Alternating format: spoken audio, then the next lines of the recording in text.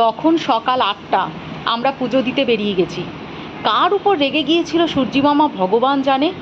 এত তেজ রোদের যে কি বলবো। বাইরে, মন্দিরের বাইরে একটা দোকানে আমরা জুতো রেখে ভেতরে ঢুকেছিলাম। ভেতরে যেতে আর আসতে আমার পায়ে রীতিমতো, আমার পায়ে কেন, যারা যারা নাচ জানে না তারাও ওই নাচতে শুরু করে দিয়েছে ওই তেজে, রোদের তেজে। পায়ের তলাটা পুরো মানে লাল হয়ে মনে ফোস্কা পড়ার উপক্রম হয়ে গিয়েছিল। এই যে এখন হাসতে হাসতে একটু তোমাদের দেখাচ্ছি মন্দিরটা। এটা কিন্তু অলরেডি বাইরে এসে আমি জুতোটা পরে নিয়েছি, তাই জন্য হালকা স্মাইল একটু দেখতে পাচ্ছ মুখে। না হলে আমার তিরিং বিরিং লাফানো দেখলে তোমরা হয়তো নিজেরাই হাসতে। কেন, তোমরা তো আর গরমটা উপভোগ করছো না, আমিও গরমটা ভালো মতো উপভোগ করছি পায়ের তলায়। সত্যি মন্দিরটা দেখার পরে অপূর্ব অপূর্ব মন্দির।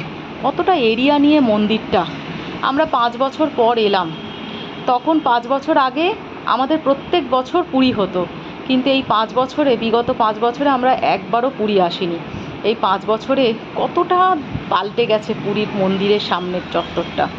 এমনি সব কিছু ঠিক আছে, কিন্তু মন্দিরের সামনের চত্বর